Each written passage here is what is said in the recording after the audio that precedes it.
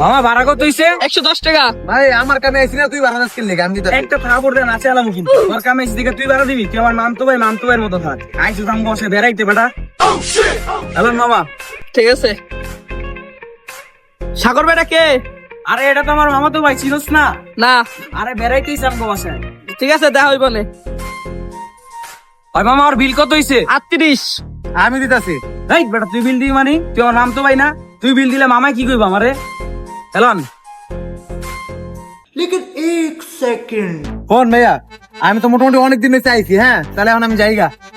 যাবি গা? হ্যাঁ আচ্ছা একটা মিনিট দাঁড়া। लेकिन ये साला कर क्या रहा है यहाँ पे?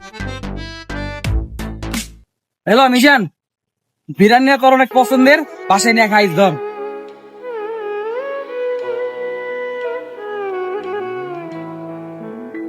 আইস আবার।